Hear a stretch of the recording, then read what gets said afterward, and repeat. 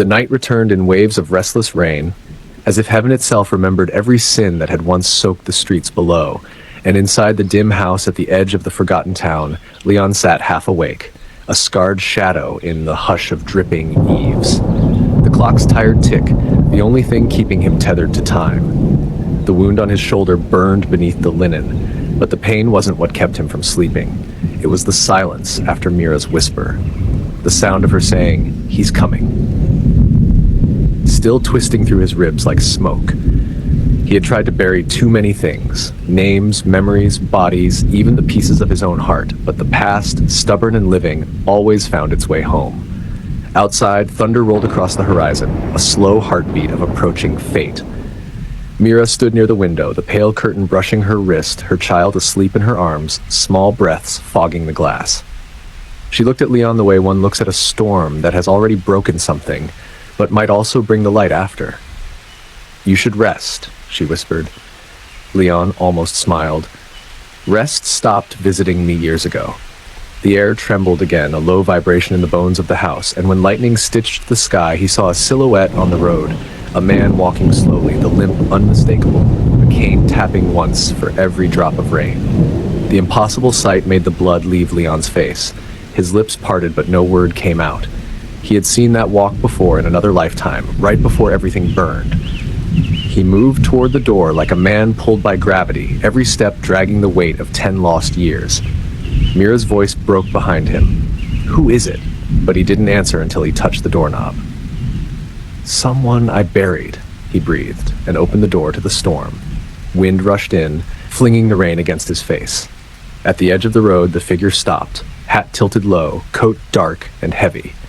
When lightning flared again, Leon saw half a face, burned on one side, alive on the other, and the impossible truth made him whisper a name he had not dared to speak aloud in a decade. Luca. His brother's name fell into the rain and stayed there, trembling. The man lifted his head, and through the distance Leon heard a rough laugh, thin and hollow, like something borrowed from the grave. "You remember." "You're dead," Leon said, voice breaking. "You made sure of that." The words came back with the rain, bitter as rust. Leon took a step forward, the mud clutching his boots. "How?" "You buried the wrong man," Luca answered, and the thunder swallowed the rest. Mira appeared behind Leon, clutching her child, eyes wide with a terror that understood more than words could explain. Leon turned slightly, keeping her behind him. "Stay inside." But she didn't move. Something about the way the stranger stood in the storm rooted her there, half horror, half recognition. "What do you want?" Leon asked. "What's mine?" Luca said. "You took my name, my home, my family. There's nothing left to take." The man's laugh came again, softer this time. "You're wrong. There's the boy." Leon's breath caught. "What boy?" Luca's hand lifted, pointing toward the house, toward the small sleeping child whose hair curled exactly the way theirs had when they were young. The truth struck like lightning through the heart. The child was not Leon's by fate, but by the lie that had saved Mira's life. "He's not," Leon began, but the words died. The thunder covered the silence. Mira's knees weakened. She pressed the child tighter to her chest, whispering a prayer no one could hear. "Leon," she said, voice shaking. "What is he saying?" Leon turned slowly, eyes glassed with rain and guilt. "He thinks the boy is his." Luca stepped closer, and the years between them seemed to collapse. "Think?" he echoed. "I know. You stole him, just like you stole everything else."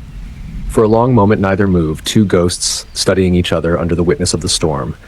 Then Leon dropped the gun into the mud and raised his empty hands.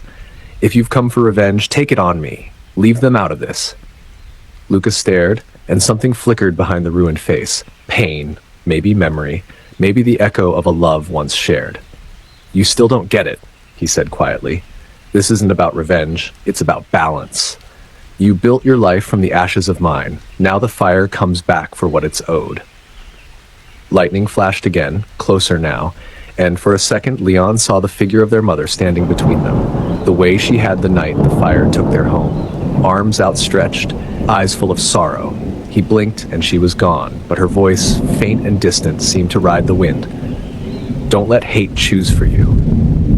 Luca lowered his gaze. "Do you hear her too?" he whispered. Leon didn't answer. The rain grew heavier, washing the mud into rivers that ran past their boots. From somewhere in the distance came the thin cry of a train moving through the dark, a sound from the world beyond their ghosts. For a heartbeat, they were just brothers again, two boys standing in the rain, daring each other to chase the lightning. Then the moment passed. "You should have died that night," Luca said. "Maybe I did," Leon replied. The wind caught their words and scattered them across the field. Luca turned slightly, his outline blurring into the mist. "This isn't finished," he said. "When the clock strikes 3 again, you'll understand why I came back." And before Leon could move, the figure dissolved into the rain, leaving only footprints that filled instantly with water. Leon stood for a long time, listening to the storm breathe. Behind him, Mira's voice broke the trance. "Leon, what did he mean?" He didn't answer. His mind drifted back to the fire 10 years ago, the smoke, the screams, the moment he found only one body in the ruins and believed it was his brother's. He had told himself the lie so many times that it became truth. Now the truth had returned, wearing the lie's face. He closed the door slowly and turned to Mira. "Pack your things," he said. "We can't stay." "Where will we go?" "Anywhere the dead won't follow." But even as he said it, he knew there was no such place. Hours passed. The storm softened into a steady drizzle. The child stirred and murmured a tune, an old lullaby neither of them had taught him. It was the melody their mother used to hum when the brothers were small. Mira froze. "He's never sung that before," she whispered. Leon's eyes widened. The boy's voice, faint but clear, carried the same tone their mother had, every note exact. And beneath it, almost imperceptible, came another sound. A second voice humming in harmony, though no one else was in the room. Leon's blood turned cold. "We're not alone," he said. The candle beside them flickered wildly, its flame bending toward the window as if pulled by a breath. Outside, something moved, just a blur, a shadow sliding past the glass. Mira gasped, clutching the child.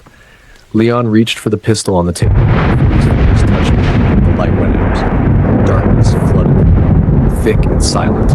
Then a whisper, close to his ear, familiar as memory. "You can't hide from blood." He spun around, but there was nothing, only the echo of his own heartbeat. When the lights came back with a faint buzz, the door stood slightly open, rain misting through the gap. On the floor lay the old photograph, the one Mira had torn before the attack, and now it was whole again, dry, untouched by weather. Both faces smiled from it, brothers side by side, unburned, unbroken. Leon picked it up with trembling hands. "He's in the house," he murmured. Mira's voice cracked. "Leon, please, we need to leave." He looked at her, then at the child, whose eyes now glowed softly with reflection from the candlelight. "Go to the car," he said. "I'll follow." She hesitated, but his tone left no room for argument. The door slammed shut behind her as she ran into the rain. Leon turned once more to the empty hall. "Luca!" he called. The answer came not from the shadows, but from within, the echo of his own voice replying, "I never left." The walls seemed to breathe. The air grew thick. He stepped forward and found himself back in the ruins of their childhood home. Flames frozen in midair, smoke curling upward like memory refusing to die. His younger self stood across the room, holding a toy car, tears streaking through soot. Beside the boy was Luca, alive, smiling. "It's not the past you fear," the child version of himself said softly. "It's forgiveness." The vision blurred, the heat folded into darkness, and Leon was back in the house, kneeling on the cold floor, the photograph still clutched in his hand. Outside, the sound of the car engine reached him, then faded into the distance. He whispered to no one, "I'll find you, brother," one last time. A new dawn began to press faint light through the broken clouds, turning every drop of rain into silver. Somewhere far down the road, the boy sang the lullaby again, unaware that it had once been a song for the dead. Leon watched the horizon, his silhouette framed by the open door, and for the first time he understood that some returns are not about vengeance or love. They're about unfinished promises between the living and the lost. The wind carried a final whisper across the threshold. "When the clock strikes 3 again, I'll be waiting." Leon closed his eyes, felt the tremor of it pass through his bones, and answered into the quiet, "Then let it come." The storm paused as if listening, and the world held its breath, knowing the story of the brothers was far from over, that every secret buried in the dark has its own heartbeat, waiting for its moment to rise.